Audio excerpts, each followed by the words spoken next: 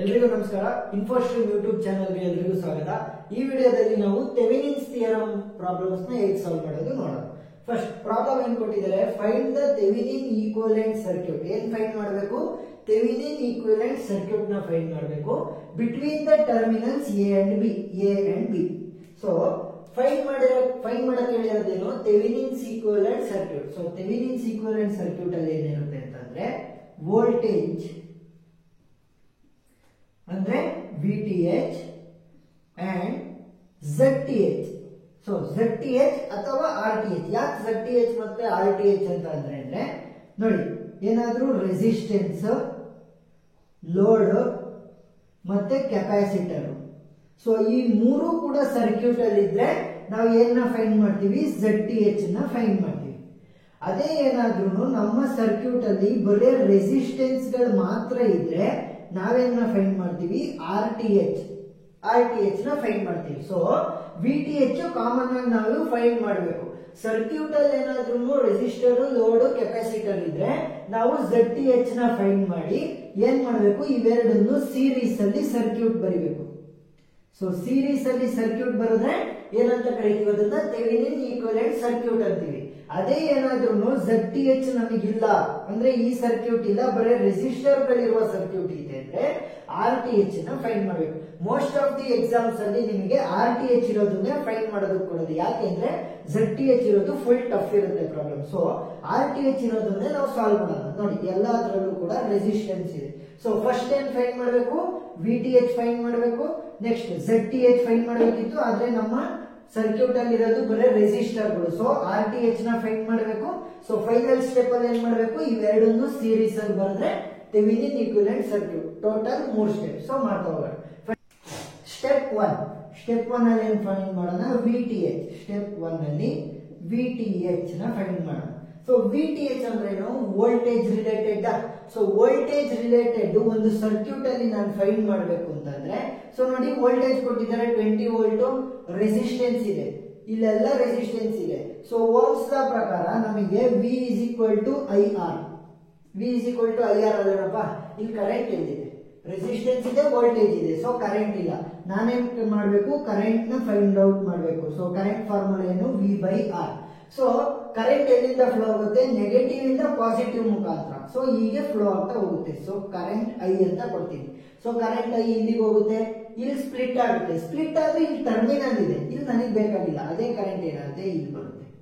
ಅಥವಾ ಇಲ್ಲಿ total current ಇದೆ ಅಂತಂದ್ರೆ I1 ಇಲ್ಲಿಗೆ ಹೋಗುತ್ತೆ, I2 ಇಲ್ಲಿಗೆ ಹೋಗುತ್ತೆ ಅಂತ ಅನ್ಕೊಳ್ಳಿ. ಯಾಕೆ ಇಲ್ಲೂ ಕೂಡ ರೆಸಿಸ್ಟೆನ್ಸ್ ಇದೆ, ಇಲ್ಲೂ ಕೂಡ ರೆಸಿಸ್ಟರ್ಸ್ ಇರೋದ್ರಿಂದ ಸೀರೀಸ್ ಅಲ್ಲಿರೋ ರೆಸಿಸ್ಟೆನ್ಸ್ ಗೆ ಸೇಮ್ ಕರೆಂಟ್ ಫ್ಲೋ ಆಗುತ್ತೆ. ಪ್ಯಾರಲಲ್ ಆಗಿರೋದಕ್ಕೆ ಸ್ಪ್ಲಿಟ್ ಆಗಿರುತ್ತೆ. ಸೊ ಇಲ್ಲಿ ಬಂದು ಸ್ಪ್ಲಿಟ್ ಆಯ್ತು, I1 ಮತ್ತೆ I2. ಸೊ ಈಗ ಏನ್ ಮಾಡ್ಬೇಕು ಅಂತಂದ್ರೆ ನಾವು VTH ನ ಫೈಂಡ್ ಔಟ್ ಮಾಡಬೇಕು. ಸೊ VTH ನ ಫೈಂಡ್ ಔಟ್ ಮಾಡ್ಬೇಕಾದ್ರೆ ನಾವೇನ್ ಮಾಡ್ತೀವಿ ಅಂತಂದ್ರೆ KVL. ಸೊ KVL ನ ಅಪ್ಲೈ ಮಾಡ್ತೀವಿ.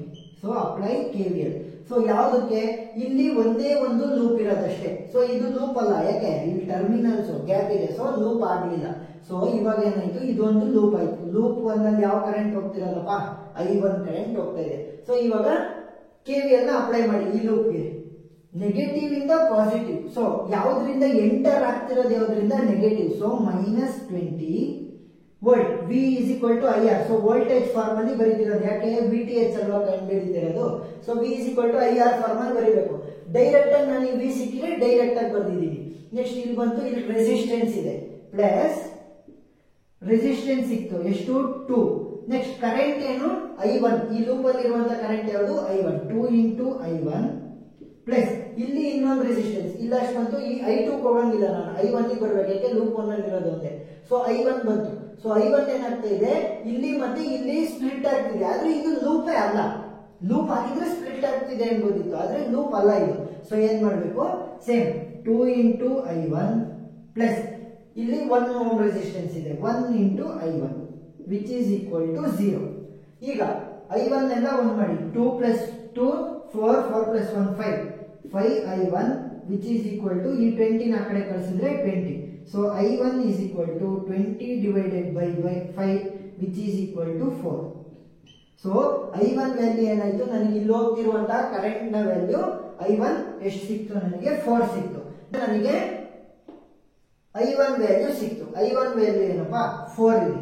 ಸೊ ಅವ್ರೇನ್ ಹೇಳಿರೋದು ಈ ಎ ಮತ್ತೆ ಬಿ ಯಲ್ಲಿರುವಂತಹ ಈ ವೋಲ್ಟೇಜ್ ನ ಕಂಡುಹಿಡಿ ಅಂತ ನಿಮಗೆ ಹೇಳಿದ್ದಾರೆ. ಸೊ ಈ ವೋಲ್ಟೇಜ್ ಕಂಡುಹಿಡಿಬೇಕು ಅಂದ್ರೆ ಒಂದು ನಮಗೆ ಗೊತ್ತಿದೆ ಏನು, ಏನಾದ್ರೂ ಈ ವೋಲ್ಟೇಜ್ ಗಳು ಪ್ಯಾರಲಲ್ ಆಗಿದ್ರೆ ಸೇಮ್ ವೋಲ್ಟೇಜ್ ಹೋಗುತ್ತೆ. ಇಲ್ಲಿರೋ ವೋಲ್ಟೇಜ್ ಇಲ್ಲಿರುತ್ತೆ.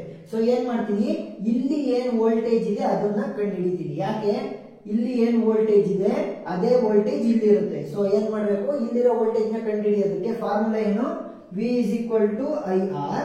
ಸೊ I ವ್ಯಾಲ್ಯೂ ಗೊತ್ತಾ ಇದೆ, ಯಾವುದು ಹೋಗ್ತಾ ಇರೋದು ಈ ರೆಸಿಸ್ಟರ್ ಗಳ ಮುಖಾಂತರ I1.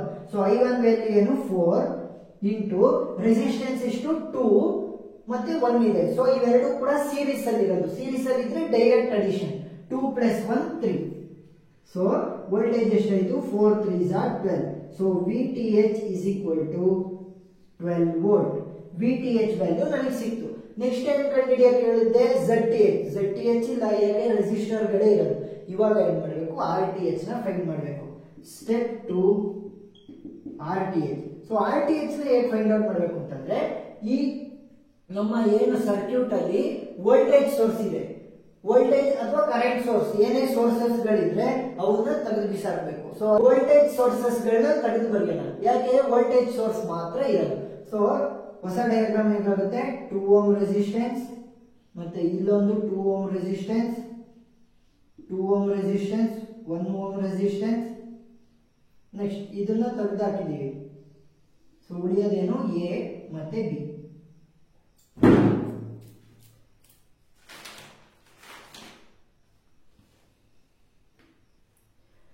ಈಗ ಏನ್ ಫೈಂಡ್ ಔಟ್ ಮಾಡಬೇಕು, RTH between A and B. ಯಾಕೆ ಅವೆರಡರ ಮಧ್ಯೆ ಇರುವಂತಹ ಥೆವೆನಿನ್ ಈಕ್ವಿವೆಲೆಂಟ್ ಸರ್ಕ್ಯೂಟ್ ಬರೀಬೇಕು. ಈಗ RTH ಏನ್ ಫೈಂಡ್ ಔಟ್ ಮಾಡ್ತೀವಿ, ಇದರ ಫುಲ್ ಈಕ್ವಿವೆಲೆಂಟ್ ಸರ್ಕ್ಯೂಟಿನ ರೆಸಿಸ್ಟೆನ್ಸ್ ವ್ಯಾಲ್ಯೂ ಏನಿರುತ್ತೆ ಅದು RTH ಗೆ ಈಕ್ವಲ್ ಆಗಿರುತ್ತೆ. ಸೊ 2 ಮತ್ತೆ 1 ಸೀರೀಸ್ ಅಲ್ಲಿ ಇದೆ. So direct addition 2 + 1 3 ohm. Next ಈ 3 ಮತ್ತೆ ಈ 2 ಏನಾಗಿದೆ, ಇವೆರಡು ಕೂಡ ಪ್ಯಾರಲಲ್ ಆಗಿದೆ. ಸೊ ಪ್ಯಾರಲಲ್ ಆಗಿ ಏನಾದ್ರೂ ಎರಡು ರೆಸಿಸ್ಟರ್ ಗಳಿದ್ರೆ ಹೇಗ್ ಮಾಡಬಹುದು, 2 × 1 ಡಿವೈಡೆಡ್ ಬೈ, ಸಾರಿ ಇದು 3 ಅಲ್ವಾ, 2 × 3 ಡಿವೈಡೆಡ್ ಬೈ 2 + 3 ಎಷ್ಟಾಗುತ್ತೆ, 3 2s are 6 divided by 5. 6 divided by 5 ಅಂತಂದ್ರೆ ಎಷ್ಟಾಗುತ್ತೆ 1.2. ಸೊ ಇವಾಗ ಯಾವ್ದು ವ್ಯಾಲ್ಯೂ ಸಿಕ್ತು ನಮಗೆ, ಇದರ ಈಕ್ವಲೆಂಟ್ ಈ 2 ಓಮ್ ರೆಸಿಸ್ಟೆನ್ಸ್ ಮತ್ತೆ ಈ 3 ಓಮ್ ರೆಸಿಸ್ಟೆನ್ಸ್ ಬದಲು ಬರೀಬಹುದು ನಾನು 1.2 ಓಮ್ ಅಂತ ಬರೀಬಹುದು. ನೆಕ್ಸ್ಟ್ ಈ 1.2 ಓಮ್ ಮತ್ತೆ ಈ 2 ಓಮ್ ರೆಸಿಸ್ಟೆನ್ಸ್ ಏನಾಗಿದೆ, ಸೀರೀಸ್ ಅಲ್ಲಿ ಇದೆ. ಸೊ ಸೀರೀಸ್ ಅಲ್ಲಿ ಇದ್ರೆ ಏನ್ ಮಾಡಬೇಕು, ಡೈರೆಕ್ಟ್ ಅಡಿಷನ್. ಸೊ 2 + 1.2 ಅಂತಂದ್ರೆ 3.2 ಓಮ್. 3.2 ಓಮ್ ಯಾವುದು, RTH. ಸೊ RTH ವ್ಯಾಲ್ಯೂ ಏನ್ ಸಿಕ್ತು ನನಗೆ, 3.2 ಓಮ್. ಈಗ RTH ವ್ಯಾಲ್ಯೂ ಸಿಕ್ತು, VTH ವ್ಯಾಲ್ಯೂ ಕೂಡ ಸಿಕ್ತು. ಅವ್ರೇನ್ ಹೇಳಿದ್ರು, Thevenin equivalent circuit. So Thevenin equivalent circuit ಅಲ್ಲಿ ನಾನು ಏನ್ ಹೇಳಿದೆ, RTH ಮತ್ತೆ VTH ಸೀರೀಸ್ ಅಲ್ಲಿ ಬರಬೇಕು ಅಂತ ಹೇಳಿದೆ. Equivalent circuit, equivalent circuit. So equivalent circuit ಏನಾಗುತ್ತೆ, ವೋಲ್ಟೇಜ್ ಸೋರ್ಸ್ V ಪ್ಲಸ್ ಮತ್ತೆ ಮೈನಸ್. ಸೊ ಇದರ ವ್ಯಾಲ್ಯೂ ಏನು, ವೋಲ್ಟೇಜ್ VTH ನ ವ್ಯಾಲ್ಯೂ ಏನು 12 ವೋಲ್ಟ್. ಸೊ 12 ವೋಲ್ಟ್ ಮತ್ತೆ ರೆಸಿಸ್ಟೆನ್ಸ್ R ಅಂದ್ರೆ RTH ನ ವ್ಯಾಲ್ಯೂ ಏನಿದೆಯಪ್ಪ 3.2 ohm. 3.2 ohm between A and B. Between A and B ನಾವೇನ್ ಮಾಡಿದ್ವಿ, 12 ವೋಲ್ಟ್ VTH ವ್ಯಾಲ್ಯೂ ಮತ್ತೆ RTH ವ್ಯಾಲ್ಯೂನ ಸೀರೀಸ್ ಅಲ್ಲಿ ಬರ್ತೀವಿ. ಇದನ್ನ ಏನಂತ ಕರಿತೀವಿ, ಥೆವೆನಿನ್ಸ್ ಈಕ್ವಿವೆಲೆಂಟ್ ಸರ್ಕ್ಯೂಟ್ ಅಂತ ಕರಿತೀವಿ. ಸೊ ಥೆವೆನಿನ್ಸ್ ಪ್ರಾಬ್ಲಮ್ ಅರ್ಥ ಆಗಿದೆ ಅಂತ ಅನ್ಕೊಂತೀನಿ. ಏನಾದ್ರೂ ಡೌಟ್ ಇದ್ರೆ ಕಮೆಂಟ್ ಸೆಕ್ಷನ್ ಅಲ್ಲಿ ತಿಳಿಸಿ. Thank you.